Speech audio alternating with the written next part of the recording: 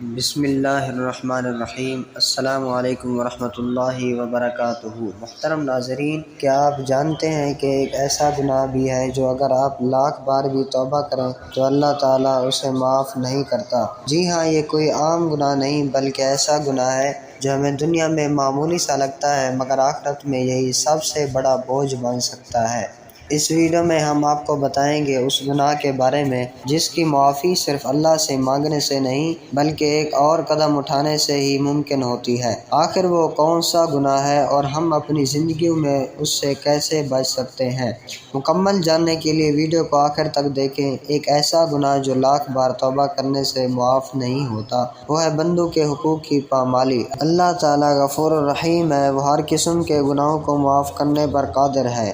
اگر بندہ صدق کے دل سے توبہ کرے تو اللہ اسے معاف فرما دیتا ہے، لیکن بندوں کے حقوق کا معاملہ مختلف ہے۔ اللہ تبارک و تعالیٰ خود فرماتا ہے کہ وہ اپنے حقوق تو معاف کر سکتا ہے، لیکن بندوں کے حقوق اس وقت تک معاف نہیں ہوں گے جب تک کہ جس کا حق مارا گیا ہو وہ خود معاف نہ کرے۔ اگر کسی نے کسی کی عزت پامال کی، مال ہڑپ کیا، کسی کو ناحق قتل کیا، جھوٹا الزام لگایا، بہتان باندھا، غیبت کی، دھوکہ دیا یا کسی کا دل دکھایا تو یہ تمام ایسے گناہ ہیں جو توبہ کرنے سے بھی اس وقت تک معاف نہیں ہوتے جب تک کہ متعلقہ بندہ معاف نہ کرے۔ ناظرین کرام، بہت سے لوگ یہ سمجھتے ہیں کہ ہم اللہ سے معافی مانگ لیں گے اور معاملہ ختم ہو جائے گا، لیکن حقیقت یہ ہے کہ اگر کسی بندے کو نقصان پہنچایا گیا ہے تو اللہ تعالیٰ کی عدالت میں بھی سب سے پہلے مظلوم کی سنوائی ہوگی۔ نبی کریم صلی اللہ علیہ وسلم نے ارشاد فرمایا کہ قیامت کے دن مفلس وہ ہوگا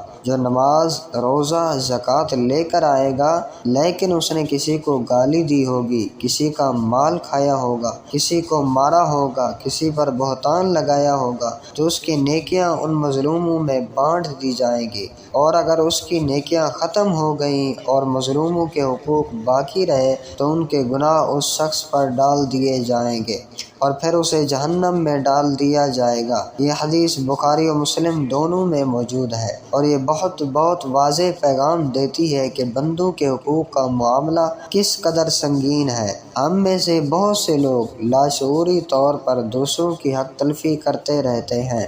بازار میں ناپ تول میں کمی کرنا، رشوت دینا یا لینا، ملازمین کو ان کا حق نہ دینا، والدین، بہن بھائیوں یا شریک حیات کے جذبات کو مجروح کرنا، یہ سب وہ معاملات ہیں جن میں ہم دوسروں کا حق مار رہے ہوتے ہیں۔ ناظرین کرام، یہ وہ گناہ ہیں جنہیں ہم عام سمجھ کر نظر انداز کر دیتے ہیں، مگر یہی گناہ قیامت کے دن ہمارا دامن خالی کر دیں گے۔ توبہ تو کر لیتے ہیں مگر جن کا حق مارا ہے ان سے معافی نہیں مانگتے، نہ ہی ان کا نقصان پورا کرنے کی کوشش کرتے ہیں۔ توبہ کا مطلب صرف زبان سے یا اللہ معاف کر دے کہنا نہیں ہوتا۔ حقیقی توبہ کے لیے دل سے ندامت، عمل میں تبدیلی اور آئندہ گناہ نہ کرنے کا عزم ضروری ہے۔ اور جب معاملہ بندوں کے حق کا ہو تو اس کے ساتھ ساتھ متعلقہ شخص سے معافی مانگنا، اور اگر کوئی مالی یا جسمانی نقصان پہنچایا گیا ہو تو اس کا ازالہ کرنا بھی لازم ہے۔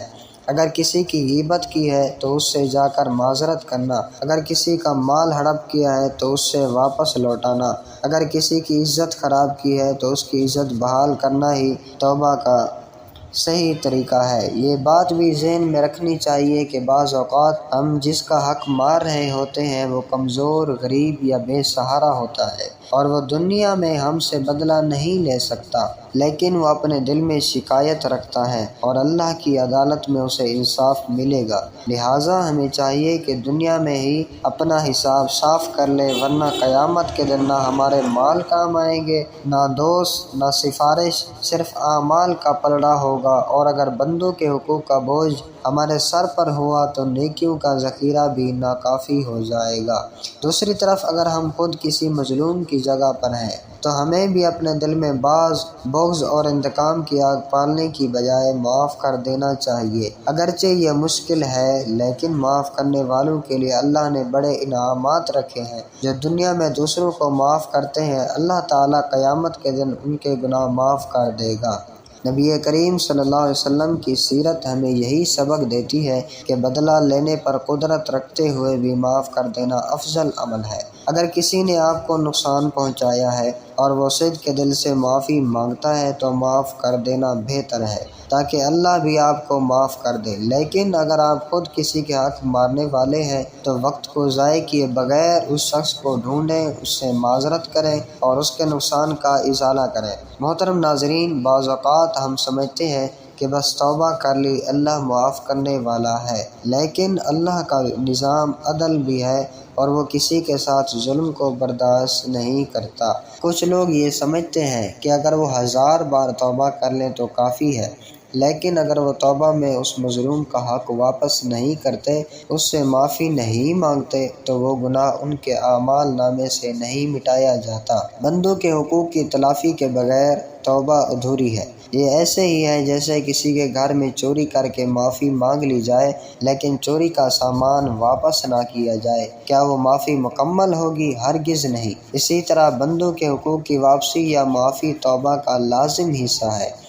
لہٰذا ہمیں چاہیے کہ ہم اپنی زندگیوں کا ذخیرہ لیں، جائزہ لیں، کن لوگوں کے دل دکھائے، کسی کی حق تلفی کی، کسی پر الزام لگایا اور ان سب سے معافی مانگنے کی کوشش کریں۔ اگر وہ دنیا سے جا چکے ہیں تو ان کے لیے دعائے مغفرت کریں، ان کی طرف سے صدقہ دیں اور اللہ سے گڑ گڑا کر دعا کریں کہ وہ ان کے دل میں ہمارے لیے نرمی ڈال دے۔ لیکن کوشش یہی ہونی چاہیے کہ ہم دنیا میں ہی اپنا حساب درست کر لیں۔ یہی وہ گناہ ہے جسے 1,00,000 بار توبہ کرنے کے بعد بھی اللہ تعالیٰ اس وقت تک معاف نہیں کرتا جب تک کہ بندہ جس کا حق مارا گیا خود معاف نہ کر دے۔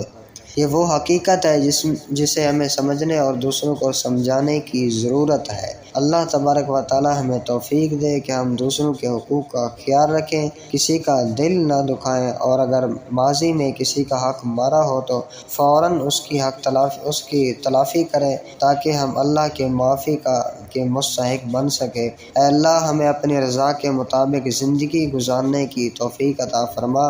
ہم سب جو کوتاہیاں ہوئیں ہم سب سے، جو دل ہم نے دکھائے، جن کے حقوق ہم نے مارے، ہمیں ان کا احساس عطا فرما اور ہمیں سچی توبہ کی توفیق دے۔ جن لوگوں کا ہم پر حق ہے ان کے دلوں میں نرمی ڈال دے اور انہیں ہمیں معاف کرنے کی توفیق دے۔ ہمارے دلوں کو بغض، کینہ، حسد اور ظلم سے پاک فرما۔